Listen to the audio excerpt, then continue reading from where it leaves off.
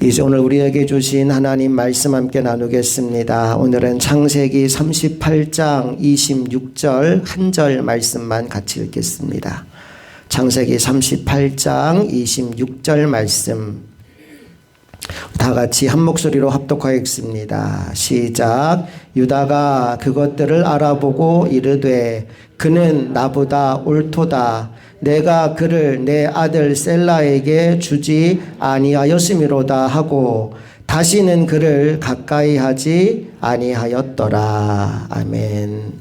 오늘 그는 나보다 옳도다 라는 제목으로 하나님 말씀 나누겠습니다. 원래 창세기 38장 전체를 읽어야 하는데 오늘 한 절만 읽었고요. 유다와 다말 이야기를 함께 나누어 보고자 합니다.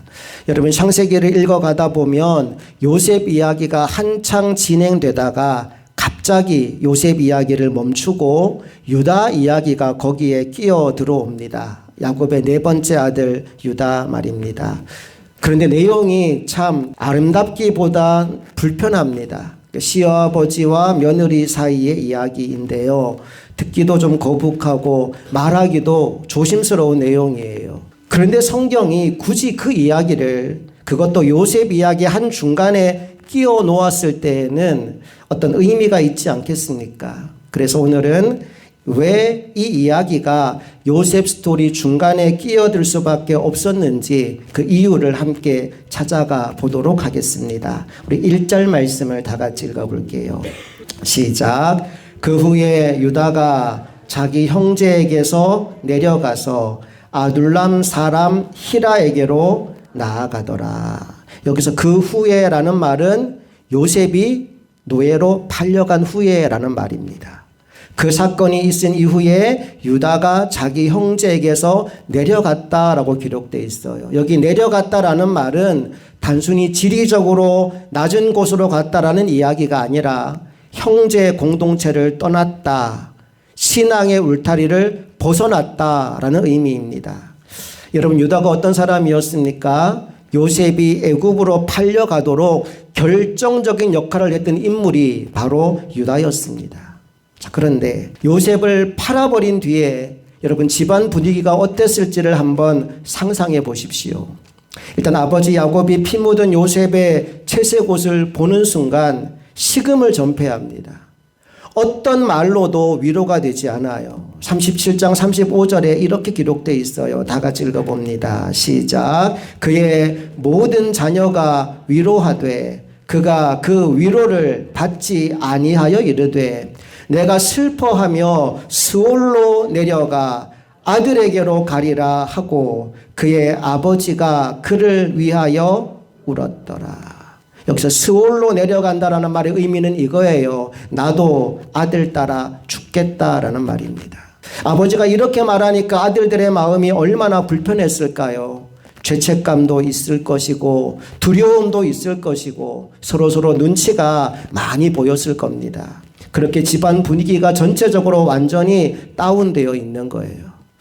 아마도 유다는 이런 집안 분위기를 견딜 수가 없었던 것 같습니다. 그래서 결국 형제들을 떠나서 공동체를 벗어나는데 그가 선택한 곳이 어디냐? 이방 지역인 아둘람이라는 곳이었어요. 1절 다시 보시면 아둘람 사람 히라에게로 나아가더라 라고 되어 있지요. 아둘람이라는 이방 지역에 가서 이방 사람들과 함께 살기로 결정했습니다. 여러분, 이게 유다의 첫 번째 큰 실수였습니다. 한번 따라해 볼까요? 신앙 공동체를 떠나면 보호막이 사라집니다. 여러분, 사실 교회 공동체가 완벽하진 않잖아요. 그러니까 사람들이 모여 있으니까 때로 시험도 있고 실망도 있고 속상한 일도 있습니다. 때로는 세상에서는 없을 법한 일들이 교회 안에서 벌어질 때도 있습니다. 그래서 어떤 분들은 이런 말을 해요. 교회가 싫어서 떠나고 싶다고요. 사람들 때문에 내가 교회 못 다니겠다고요. 하지만 여러분, 신앙 공동체를 떠나면 더 큰 위기가 옵니다. 우리는 교회가 완벽해서 거기 붙어 있는 게 아닙니다. 그 공동체 안에 말씀이 있고 하나님의 이름이 있고 내가 흔들릴 때 붙잡아 줄 수 있는 안전장치가 있기 때문에 우리가 붙어 있는 거예요. 그런데 유다는요, 그것을 포기합니다. 좀 편하게 살아보자, 좀 행복하게 따로 살아보자 라며 집을 떠나요. 여러분, 그런데 그 선택이 잘못된 선택이었습니다. 사랑하는 성도 여러분, 제가 정말 부탁드립니다. 어떤 경우에도 교회 공동체를 쉽게 떠나지 마십시오. 우리는 혼자서 신앙생활 못합니다. 부족하고 실수가 많아도 그 공동체 안에서 우리의 믿음이 지켜지는 거예요. 오늘 말씀을 보니까 형제 공동체를 떠난 유다의 두 번째 실수가 나오는데 그것은 바로 이방 여인과 결혼하게 되었다라는 거예요. 2절 말씀 읽어봅니다. 시작. 유다가 거기서 가나안 사람 수아라 하는 자의 딸을 보고 그를 데리고 동침하니. 이제 한 사람이 신앙 공동체를 떠나면 단순히 떠나는 것으로 끝나지 않고 그의 삶의 방식과 가치관이 달라지게 되는 겁니다. 특별히 이방 여인과 결혼하게 되니까 그 여인이 요구하는 대로 살아가게 되는 거죠. 여러분, 그 삶의 결과가 뭘까요? 안타깝게도 유다 가정에서는 자녀들의 죽음이라는 비극이 그 결과물로 따라오게 됩니다. 6절, 7절 말씀을 또 읽어봅니다. 시작. 유다가 장자 엘을 위하여 아델을 데려오니 그의 이름은 다말이더라. 유다의 장자 엘이 여호와가 보시기에 악함으로 여호와께서 그를 죽이신지라. 이 가정에 세 아들이 있었거든요. 첫째가 엘, 둘째가 오난, 셋째가 셀라입니다. 그런데 첫째인 엘이 아버지와 동일하게 이방 여인 다말과 결혼했는데 무슨 일을 했는지는 모르겠어요. 근데 성경이 이렇게 말합니다. 그의 행위가 여호와 보시기에 악함으로 여호와께서 그를 죽이셨다라고요.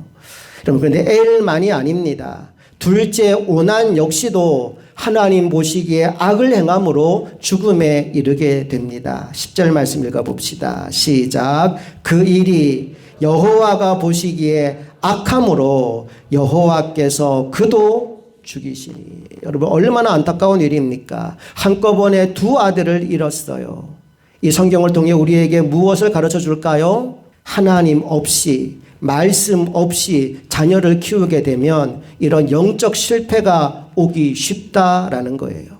이제 유다에게는 막내 아들 셀라와 과부가 된 며느리 다말밖에 남지 않았습니다.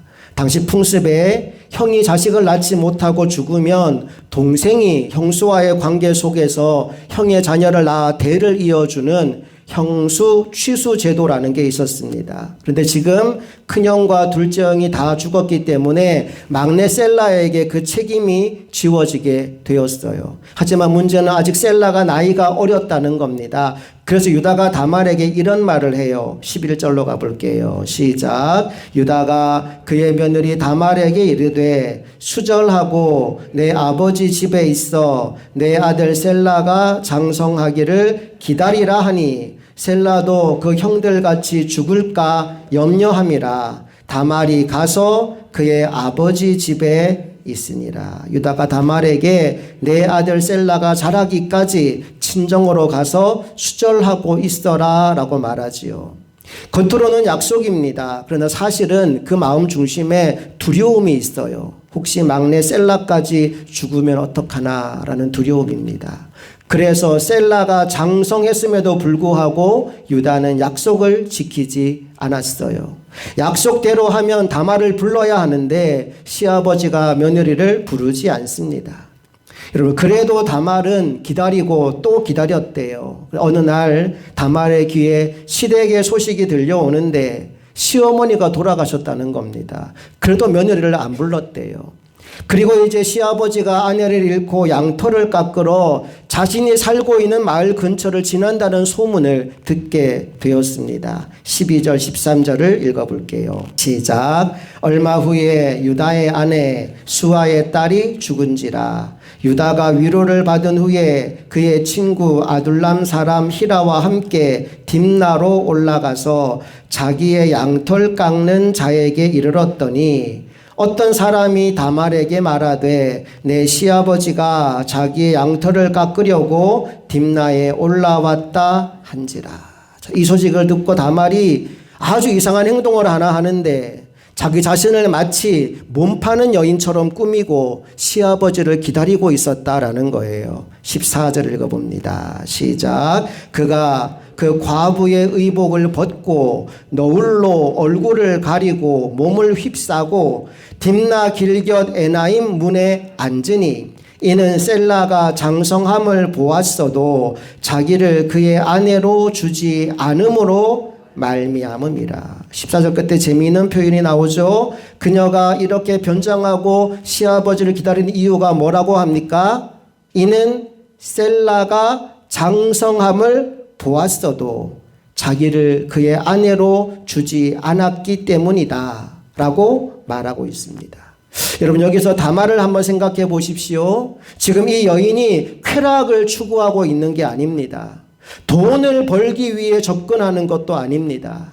그녀의 마음속에는 단 한 가지, 이 집의 며느리로서 나의 책임을 다해야 된다라는 생각뿐이었어요. 엘도 죽었고 오난도 죽었습니다. 셋째 셀라는 자신에게 주어지지 않습니다. 이대로라면 유다 가문의 씨가 끊어집니다. 그래서 다말이 선택한 마지막 방법이 뭐였다는 거예요? 몸 파는 여인으로 변장하고 양털을 깎으러 가고 있는 시아버지 유다를 기다린 것이었어요. 지금 우리의 상식으로는 이해하기 어렵고 분명히 불편한 장면입니다. 그런데 성경은 이 사건을 통해서 인간의 타락과 하나님의 섭리를 동시에 보여주고 있어요. 자, 이제 유다를 한번 봅시다. 지금 유다는 아내를 잃고 양털을 깎으러 가는 중입니다. 그런데 그의 눈에 아주 야한 옷을 입고 길가에 앉아있는 한 여인이 보입니다. 그가 하나님의 사람이라면 그냥 지나가야 돼요? 그 여인 붙잡아야 돼요? 지나가야 맞지요. 그런데 유다가 그녀를 그냥 지나치지 못했대요. 15절 16절 읽어봅니다. 시작. 그가 얼굴을 가리었으므로 유다가 그를 보고 창녀로 여겨 길 곁으로 그에게 나아가 이르되 청하건대 나로 내게 들어가게 하라 하니 그의 며느리인 줄을 알지 못하였음이라. 그가 이르되 당신이 무엇을 주고 내게 들어오려느냐. 보세요. 며느리가 창녀의 복장을 하고 거기 서 있는 것도 이해가 안 되지만 그 여인을 보고 성적인 유혹을 받아서 그녀에게 접근하는 유다도 이해가 안 되기는 마찬가지입니다. 여러분, 그런데 이것이 신앙 공동체를 떠난 사람의 모습이라는 거예요. 처음에는 공동체를 떠납니다. 그 다음에는 영적인 기준을 내려놓습니다. 그리고 결국은 무엇까지 무너지느냐? 도덕적인 기준까지 무너지더라는 거예요. 여러분, 이걸 누가 막아줍니까? 누가 충고해 줍니까? 누가 말씀으로 그를 붙잡아 줍니까? 아무도 없어요. 그래서 사람이 말씀을 떠나면 조금씩 자기도 모르게 변하게 되는 것입니다. 오늘 여러분이 하나님을 떠나면 이런 위태로운 지경에 이른다는 사실을 기억하고 신앙 공동체 안에 하나님 안에 날마다 머물러 있게 될 수 있기를 주님 이름으로 축복합니다. 우리 한번 옆 사람과 인사할 때 주님 떠나지 맙시다 인사하겠습니다.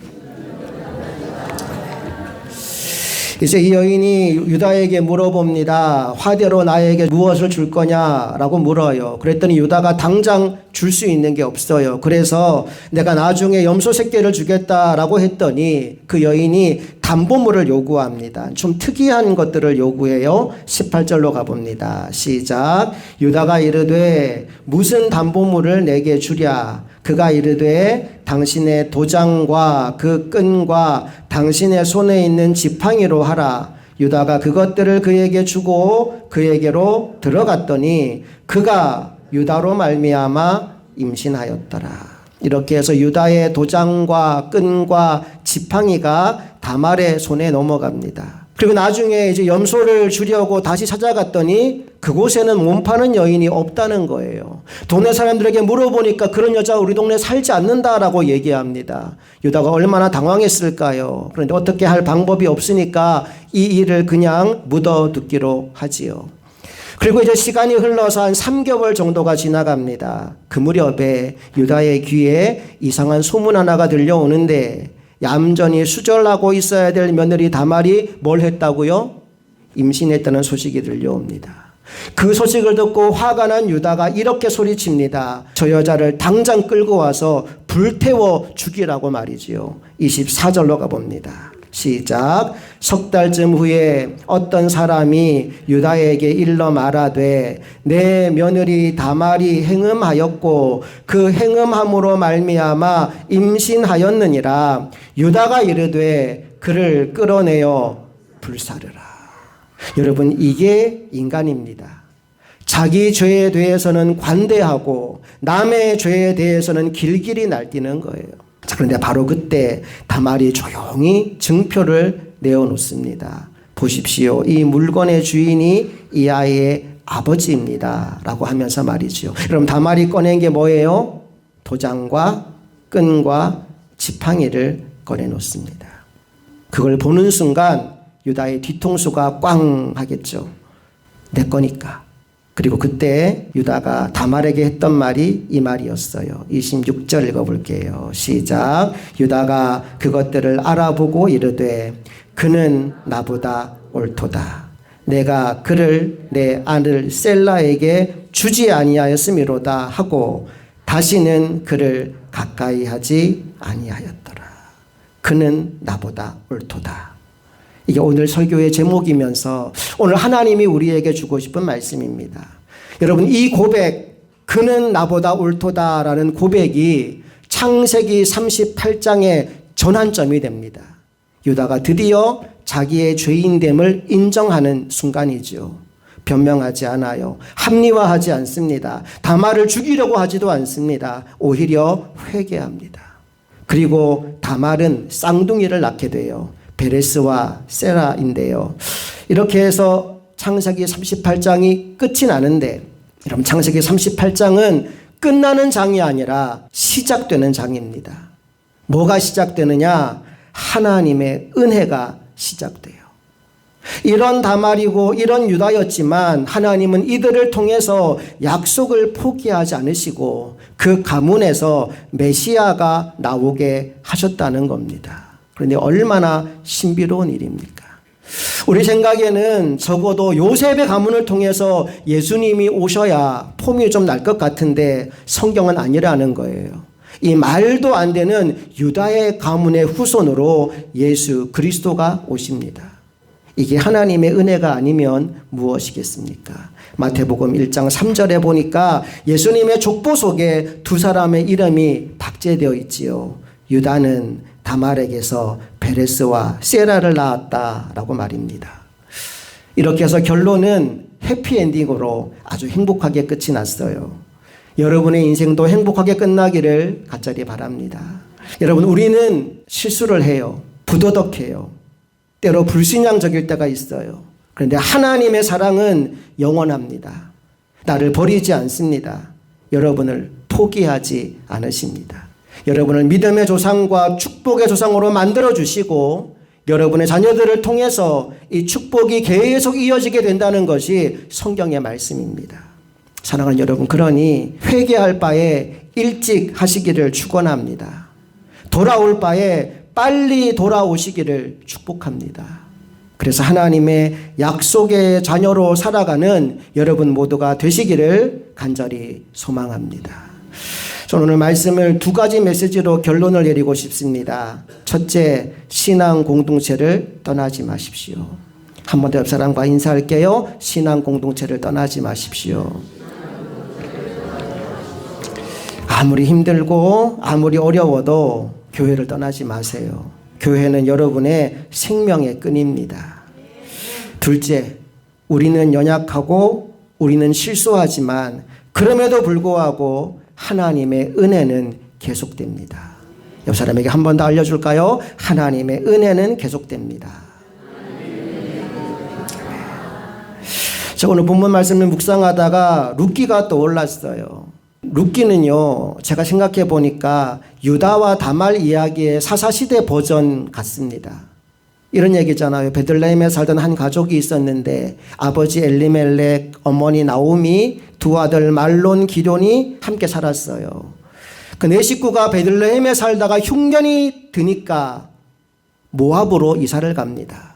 뭐 한 거예요? 신앙 공동체를 떠난 거예요.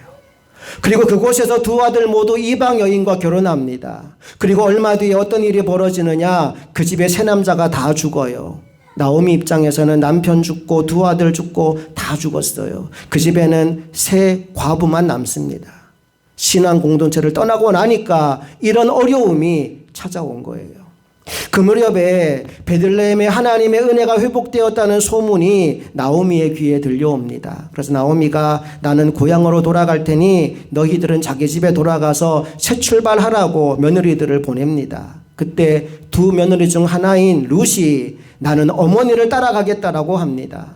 어머니의 백성이 나의 백성이 되고 어머니의 하나님이 나의 하나님이 될 것이니 나를 홀로 이곳에 두지 말라고 간청합니다. 그리고 그 간청에 의해서 할 수 없이 나오미가 룻을 데리고 베들레헴으로 돌아오는데 당장 먹을 게 있어야죠. 그때 룻이 어떻게 하느냐? 들판에 떨어진 곡식이라도 줍겠다며 추수하는 밭을 찾아간 겁니다. 거기서 누구를 만났을까요? 엘리멜렉의 친척 중 하나인 보아스를 만나게 됩니다. 그리고 계대 결혼에 의해서 엘리멜렉의 가문을 책임져야 될 자격을 가진 보아스가 룻과 결혼하게 되고 둘 사이에서 아이가 태어납니다. 여러분, 그 아이가 누구냐 하면 다윗 왕의 할아버지인 오벳입니다. 이 말인즉슨 이방 여인 룻 또한 예수 그리스도의 족보 안에 그 이름을 올리게 되었다는 거예요. 무엇을 알려주는 걸까요? 인간은 실수하지만 하나님의 은혜는 계속된다는 겁니다. 여러분 기뻐하십시오. 여러분의 실수에도 불구하고 하나님의 은혜는 계속됩니다. 그런데 그 은혜를 누리기 위해서 우리가 해야 될 일이 하나 있어요. 유다처럼 자신의 죄를 인정하고 회개하는 겁니다. 나오미처럼 하나님께로 다시 돌아오는 것입니다. 그때 하나님의 은혜가 우리의 삶 가운데 풍성히 나타나게 될 것입니다. 사랑하는 여러분, 주님 안에 거하십시오. 신앙의 공동체를 떠나지 마십시오. 끝까지 말씀 붙잡고 사십시오. 하나님의 은혜가 여러분과 함께 할 줄 믿습니다. 기도하겠습니다. 좋으신 아버지 하나님 감사합니다. 우리의 실수와 연약함에도 불구하고 은혜를 베푸시는 하나님을 찬양합니다. 유다의 가문이 우리 눈에 보기에 말도 안 되도록 타락하였지만 하나님은 그 유다를 통하여 예수 그리스도가 이 땅에 오는 놀라운 일을 이루셨습니다. 그의 회개를 통하여 그의 하나님께로 돌아옴을 통하여 하나님은 하나님의 일을 계속 이어가셨습니다. 오늘 우리를 주의 전에 불러주신 감사합니다. 주님을 예배하게 하신 감사합니다. 끝까지 신앙 공동체 떠나지 않고 하나님 말씀 붙잡아서 주님 안에 거함으로 말미암아 주님이 우리에게 주시는 생명과 은혜와 복을 날마다 누리며 살아가는 믿음의 종들이 다 되기를 간절히 소망하며 우리 주 예수 그리스도의 이름으로 기도합니다. 아멘.